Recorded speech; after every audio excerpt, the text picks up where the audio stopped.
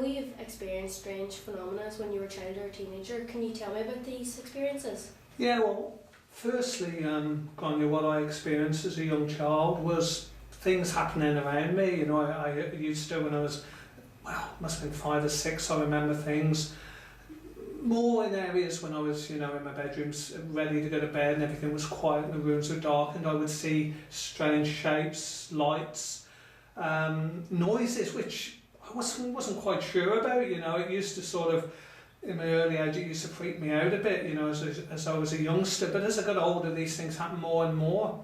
But due to work and when I left school and college and things, I sort of pushed it behind me and put it out of my life and tried to not, you know, sort of go into that area. I didn't understand what was going on when I was younger, but I sort of pushed it aside. And for many, many years, I sort of really neglected what was going around me. Yeah. Then, unfortunately, I was away from home in a job, and unfortunately, my grandmother passed away. And it was actually in my own house. She was with my mum and wasn't very well, and she passed peacefully in the night. She was actually sleeping in my bedroom, in my actual bed. So when I come home for the funeral, I slept in the same bed as what my granny. I know this would maybe freak a few people out, but it didn't me, because you know your family love you and there's nothing to fear. Yeah. So I slept in that bed a couple of nights after my grandmother had passed away in it. Yeah. And as I was lying down, I felt things strange in the room, the atmosphere changing. I turned the light out. I wasn't sleeping, I was just lying there thinking about my grandmother. And this was probably about 11, 12 o'clock at night, pitch black room, and I started seeing these little lights at the end of the bed. Yeah. And they got bigger and bigger and bigger, and it seemed to form a shape of what looked like a human being. Now I had to, you know, sort of shake my face, slap myself, and but this appeared at the end of the bed, and it looked like my grandmother. Now, a lot of people could say, you're imagining this, but I was completely awake, because after this occurrence I turned the light on. But anyway, all these lights appeared at the end of the bed, and this shape appeared. And it was my grandmother, and it was only for about 10 seconds. It was just a shimmering shape. Is the only way I can explain it. And it was like she was looking at me, and it was the way I remembered her too. She had a little pinny on, like she would be in the kitchen, and she just appeared to me in front at the end of the bed, and probably 15 seconds, 30 seconds, something like that. I can't exactly remember how long. She was just there, and then she just completely dispersed as quickly as she came, and I was flabbergasted. I wasn't scared, but I was confused of what had gone on, and did I experience this? And I'm you know, I'm 100% no, I did experience it. And the next morning I went down to speak to my mum, and I said, Mum, I experienced something really strange. I seen Nan last night at the end of my bed. And she went, that doesn't surprise me. She's probably come to see you, because I hadn't seen her for a good 6 months, just to say goodbye before she passed on. And so that, I've always held that with me, and that's really what started me into the paranormal. Yeah. Have you had any experiences like that since, like your grandmother especially? No, but I do feel people around me. I do feel who was her husband, my granddad. I never met him, he died before I was born. But people have said I looked really alike when we were younger, because I picture he was actually in World War I as a soldier. And I've got old pictures of him, and when I was younger, if you put the two pictures together, we were extremely alike. And there's always something in the back of my mind that I wanted to meet him, and I just feel sometimes he's really close to me. And what we talk about in the paranormal world or spiritual world is we have a guardian angel, or what we call spirit guides, spirit helpers. I believe he is mine. I believe he's with me close all the time. And there was a little experience I had. I went back to the Somme battlefields many years ago, and I felt for a few minutes that I was transported back when I was looking over the battlefields. I was there, and I, you know, people could listen to this interview and they would think I've got an over-imaginative mind, and I can understand people thinking that, but I haven't. I'm just a very sensitive person spiritually, and I felt these things as if I was actually in the battlefield. You know, I was my granddad, basically, going back all those years. I felt and seen things which I wouldn't know about. Just for a few minutes when I was there, because I could go into deep meditation, and I was there and just experienced all these things in France, and I do believe now that I possibly could have been my granddad. I really do, like born again, you know, into another body, and so that's, you know, I think that he's with me at all times, you know, and Do you think you ever get like vibes off other people, like there's spirits around them, you like a medium or anything? I do. I don't class myself as a medium. I've been doing this for a long time now, Yeah. you know, but I don't class myself as a medium. I use a term called psychically aware, where I actually feel things around me. I'm not. A medium says they actually speak directly and see, like clairvoyancy. They actually see people and hear things. I hear both at different times. I wouldn't always say, oh, there's someone standing there in the corner, you know, a spirit, but I just feel things more than see. But occasionally I do see what we call like spirit lights or orbs, and a lot of people capture them in photographs.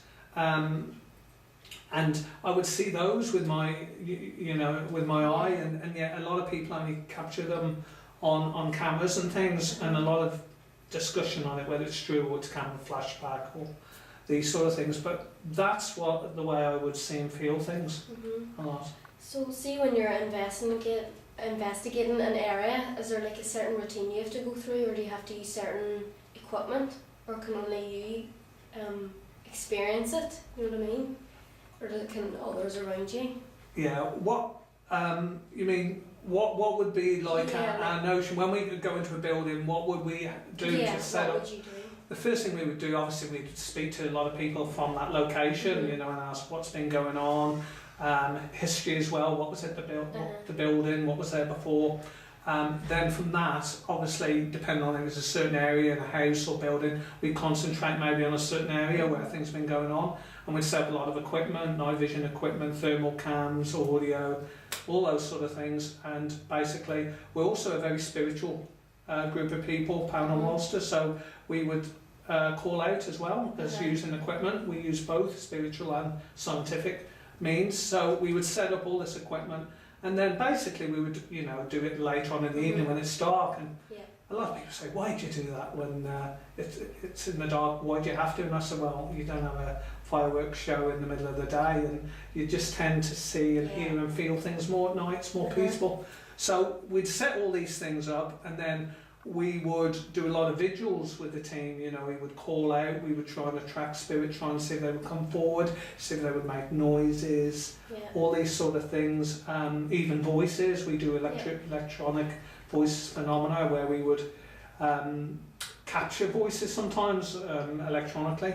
All these things we set up, and we also have trigger objects and things to see if things are moved. Because if you go into a haunted location, a lot of people say, especially if it's children there, you know, they say, oh, my teddy bear was moved, or a cross on the window, or something was moved over to another window, or a chair was knocked over. It could be all sorts of things. And we would concentrate on those things that have moved. And we would also, when we're calling out to spirit, we would ask them, would they, you know, in their time, not so much our time, move these things for us. And then we would set up cameras, overnight cameras, and maybe leave them there the night after and ask the people of the location, did anything happen? Yeah.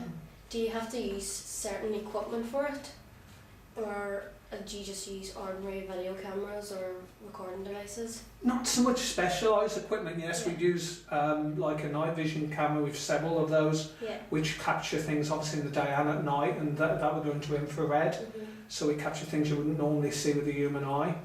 We use thermal cams. We use audio equipment, all sorts of audio equipment, which we capture electronic voice phenomena, EVP. There's so many devices that we would use.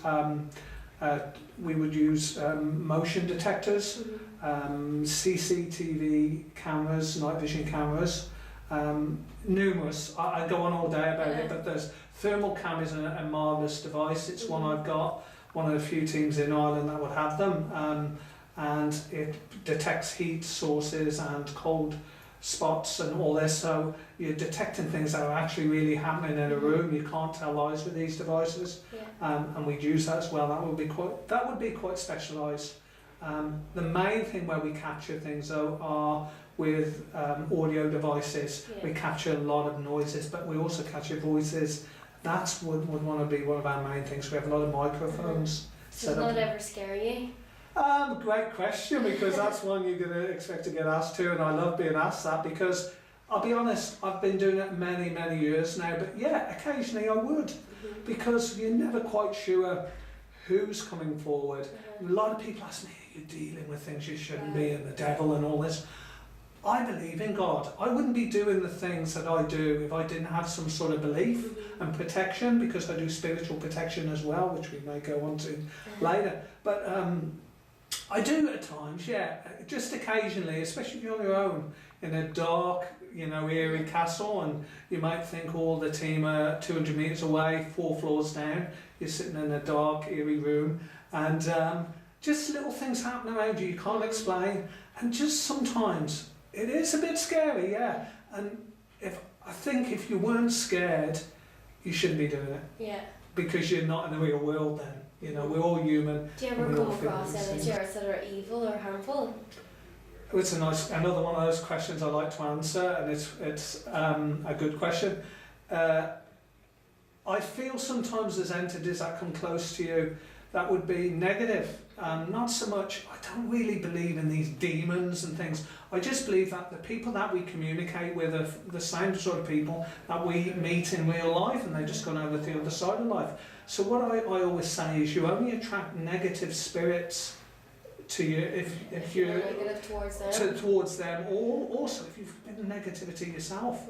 If you've had a lot of negativity around your life, negativity attracts negativity. That's my saying. So demons and things and all these things that people say you shouldn't be dealing with this, and do you attract these? I would say no. I have attracted occasionally in an area where, like a jail, where there's been some negative people. We've had things like that coming forward, but I would say the worst thing would be the feelings of badness around you. Nothing really terrible happens to you. I've had a few scratches and things, but nothing lethal or I'm going to die of. But you mentioned earlier about spiritual protection. What is it that you do in that there, and how do you protect yourself against these? What I do, because I'm a very spiritual person, I would call out to my spirit guides, spirit helpers. These are people I believe that are around us in the spirit world, like my grandfather. I believe he's my closest. And I would call them forward, and we would sit in a circle, like a seance, which we do as well. But this, at the start of the night, before we do anything, we sit in a circle and we ask for protection from these people, that they come close, good positive souls, and that they protect us. So we get these good positive souls that come close to us when we sit in a circle, and I believe that they put a ring of protection around us and they're close to us, and we ask for all negativity to be pushed away and only good positive souls to come forward. And that's part of the protection ritual. I don't really want to do it here. The more I speak about it, the more I think about it. And obviously, it's no harm in doing it, but it's just things. I don't want to get involved in the interview that we end up getting too involved with it, because my mind does go that way sometimes. But we really believe in this. It's something we do at the start of every investigation without fail. In fact, my team actually always say, Mike, let's not forget, not that I do, but let's not forget as soon as we get in the building to do the spiritual protection. And also, at the end of the actual investigation, close down. So anyone that has come close to us, we ask for them to stand back, and that's what we do. So close down and opening, spiritual protection. Yeah. What's your most memorable encounter with a spirit, or the most memorable area that you've investigated? Memorable would be obviously my grandmother coming close, but there's other things as well that are equally as exciting that have happened to me. One would probably be when I was investigating an old building just outside Larne, an old hospital. I don't really want to mention the actual location, but it was an old hospital used actually in both wars, but then used afterwards for the civilian population. But it's sort of derelict now. And everyone wants to go into this place now. No one is allowed because it's quite dangerous. Very, very old building. You can imagine looking out over the sea. Some people might listen to this interview if they know the Larne area, might know it. Very, very big old building. It's been bought up by some property developers. But anyway, I got permission, me and my team, to go in a few years ago. And we went in and we did a recce, is what we call it. Had a look around first. Decided, what was a good area to set up equipment and things. And we were going in there more on people's stories, not really actually meeting anyone there. We got permission to go into the building, but we didn't have anyone really to speak to. We spoke to an historian who told us about the history of the actual building and who was there and who owned it and all those things. But anyway, so we went in quite blind really, other than there was stories of it being haunted, and people had walked past with the dogs and walking the dogs and seen people standing in the windows looking out and all these things when it's an empty building and it's locked up. So that was what got us in there, and when we went in, basically, we all went off in vigils, we all go off and do our own thing. Sometimes lone vigil if you're brave enough. I did do a lone vigil. I went to the 3rd floor, right at the top of this very, very spooky old building, and I was calling out just with the recorder that we've got here with us today, and just seeing if I got any reaction, anyone coming forward to speak to me. And what I did hear was a few noises, which is natural. Sometimes it could be the building moving, and natural things, you know, as buildings cool down or whatever the weather is outside. So I was putting that, I thought, well, that probably isn't spirit. But what I did hear in the background, or along this long corridor leading into the room I was sitting in, was footsteps.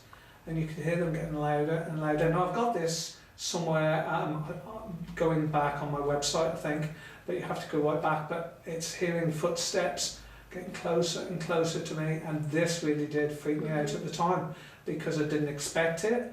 And what I heard, the door was open, they come, I was sort of sitting in the middle of the room in the pitch black, if you can imagine, old, eerie, dirty, wet room, horrible, really, it didn't feel nice. And these footsteps walking around me as I was sitting in the middle of the room in the pitch black.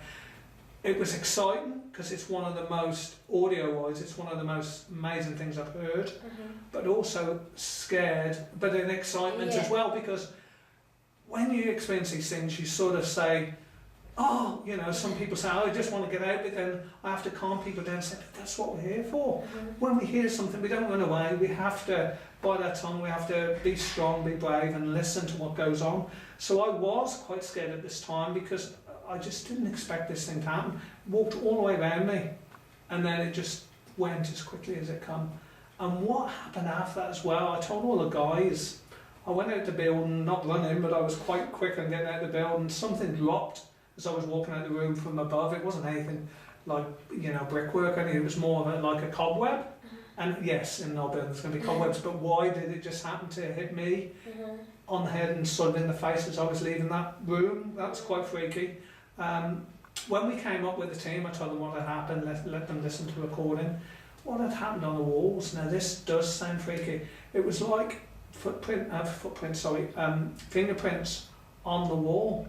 Now, to my best of my knowledge and the team's knowledge, there was nothing on the wall, and it was like the wall had got really damp and horrible, and it was like muddy fingerprints on the wall, and we couldn't for the life of us work out, and it was still damp, you know, the fingerprints, and that quite freaked us out as well. We couldn't sort of, you know, work out how or why that had happened. Did it appear when I heard the footsteps? No one really knows. So that would have been one of the most amazing things. Many more, but obviously we'd be going on all day and talking about those. If you could investigate any place at all, where would it be? Another fantastic question. I wouldn't be allowed, but probably one of the terrible places in Poland where Jewish people were incarcerated, Belfast or something like that. Those are the places I would be intrigued to go to, but you've got to show so much respect for what happened there in the Holocaust, you know. But those are the places I would love to go, but probably wouldn't be allowed. And you've got to show respect, and they probably wouldn't allow people like me, although I do show respect to, you know, try and see if anything's going on there. But it was just to, you know, to think that all those souls were maybe trapped there still and hadn't moved on, and it just felt so sorry, and such. That would be probably one of the places I would love to do. But another one would be probably Alcatraz. I think that would be quite exciting. I've done many jails, but I think I'd like to try that one at some stage. Have you ever got criticised by the public about your views and your beliefs in the paranormal? Very much so, yes. I've been on many radio shows, probably one of the most popular, and everyone knows when I say this is a Nolan show. When you go on that show, I know Stephen quite well, but when you go on that show, you will get a little bit ridiculed because you put yourself in line for that, and obviously Stephen's quite scared of all those things that go bump in the night. But it wasn't as much him, he showed me respect, but a lot of people came on air and didn't believe in what I was doing, and then there was other people that did. And basically I sat back one day when I was in the radio studio and just listened to two people, one that was for and one that was against, and they were just having a go at each other the whole time. But I can understand people not accepting what I do, what I do, because a lot of people think you shouldn't mess with things, and all this. Well, I've been doing this for many, many years now. I've never been injured. I've never been really harmed. I've felt great. Nothing's ever happened to me, my home, my family. I believe in what I do is right. I do it with respect, and I don't ask for it. I don't sort of put down spirit when I'm talking to them. I speak to them, excuse me, with like you would want to be spoken to, and that's why I probably never had any problems. But yes, people say you shouldn't be doing this, it's against the Bible and this, that and the other, and that's their choice. They can say that, but all I'm saying is I'm only trying to find out what we all want to know when we pass over to the other side of life. That's all I'm trying to do. I'm not conjuring evil spirits, that's the thing I try and push away. I'm trying to just communicate. We all want to know. Every single person in this world wants to know where we go when we die. Everyone. And there's many people that would ridicule me, but on their deathbed, they would certainly be thinking, where am I going?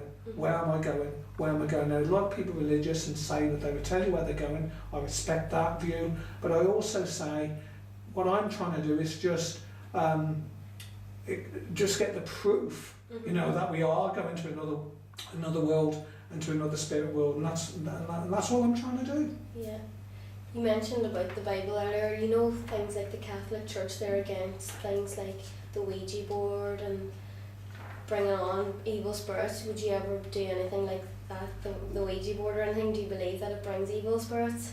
I've used the Ouija board. Now, it's not a thing I do all the time, but I have used it, and I will use it from time to time, but not as often as I used to.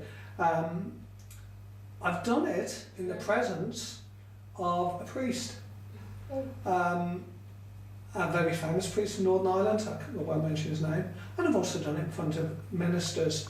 I did a radio programme many, many years ago that was recorded on BBC Radio Ulster, and part of that programme was us investigating locations, and we had both denominations with us and working with us, and it was fascinating, and people don't probably understand that there's, for all what people say that we do wrong, and a lot of people say we do good, including both the Catholic Church and the Protestant churches. Some people don't like what we do and say it's wrong, others say differently, and I'll tell you why.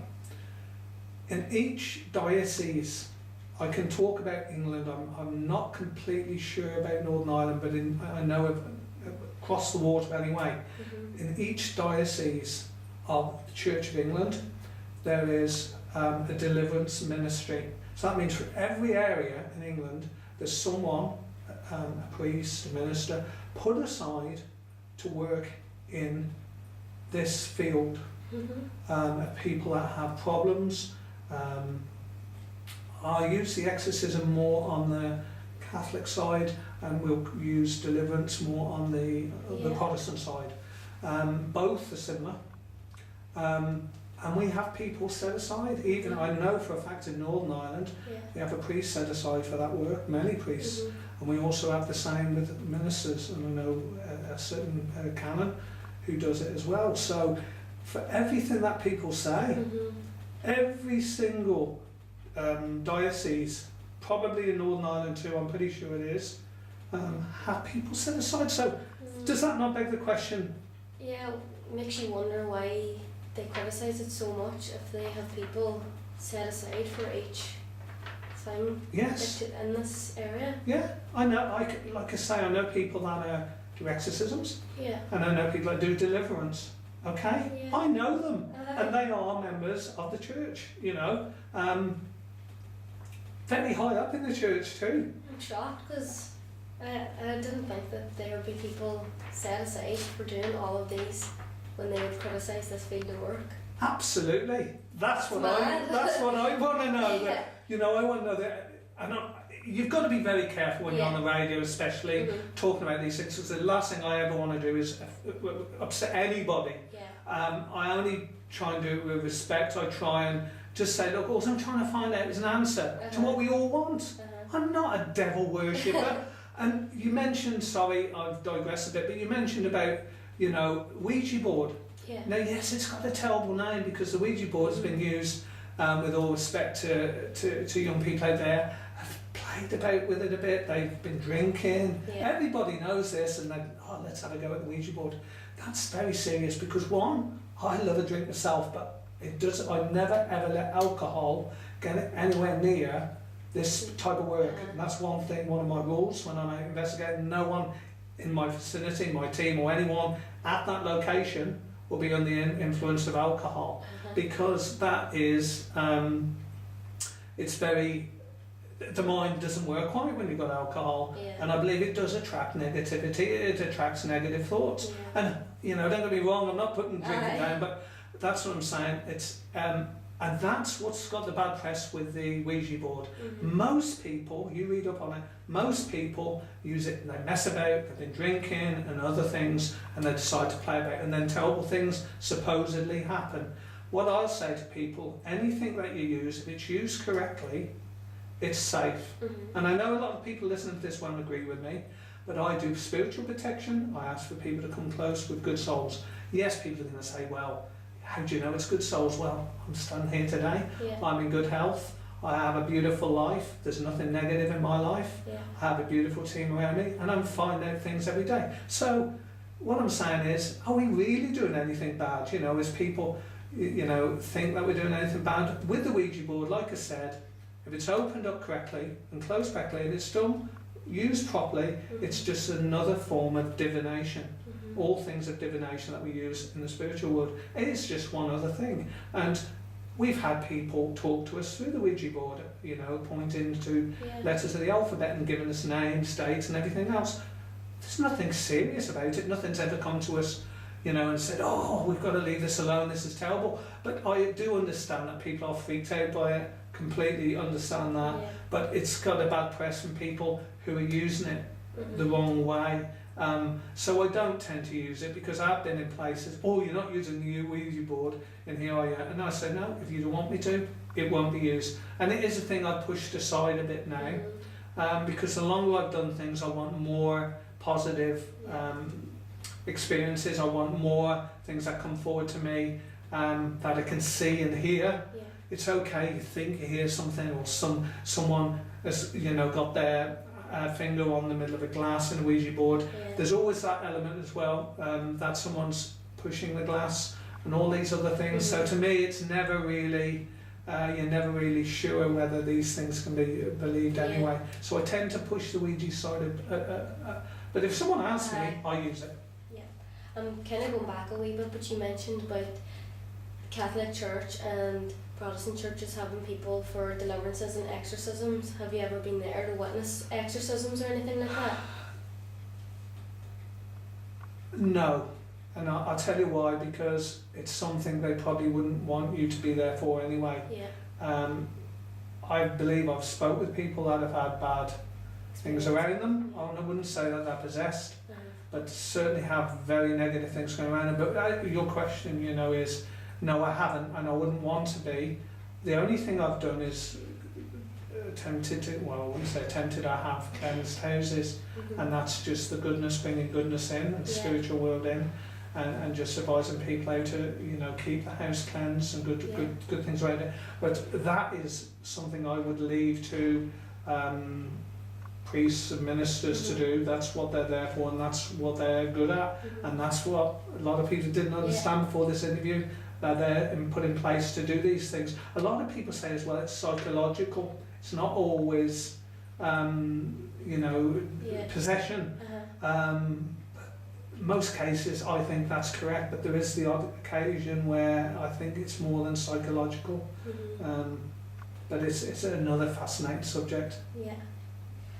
Just on a lighter note, what piece of advice would you give someone who is new to paranormal investigating and would like to pursue it? Don't. No, I'm completely joking there. It's the most wonderful thing. I live my life around it. Every day doesn't go by where I don't have nice thoughts because I feel things are around me. I would advise people to try to at least go on one investigation and see what the likes of my team do or other teams. Yeah. There's quite a lot of teams out there, but I would always advise you to come to mine because you'll never get anyone as passionate and as committed, but that's for people to make judgment on. But yeah, it's a beautiful thing. It's a great thing to get involved with. You have some amazing experiences, and you do come away saying, yeah, there could be something more. And everybody that's come out with me, and I've worked with hundreds of people over the years, I've had many people come and go in my teams, and every one of them have come, some very sceptical, some as believers, but the real sceptical ones I enjoy, because every single one of them, I'll put my hand on my heart here, every single one of them, especially the skeptics, have come away as believers.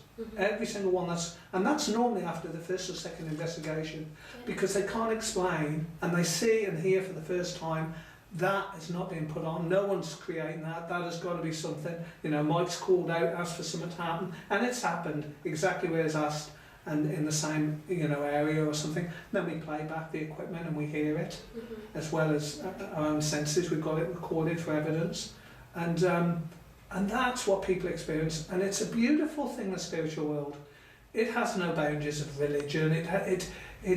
That doesn't come into it with me, and it does bring people together. Yeah.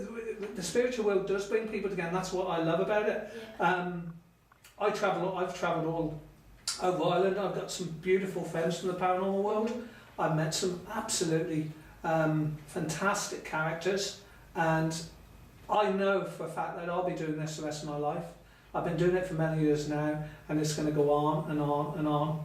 And I just wish and hope that people do at least attempt to go on an investigation sometime just to experience it themselves. Yeah. And I think they will definitely come away with different thoughts afterwards. Okay. Thank you. Right.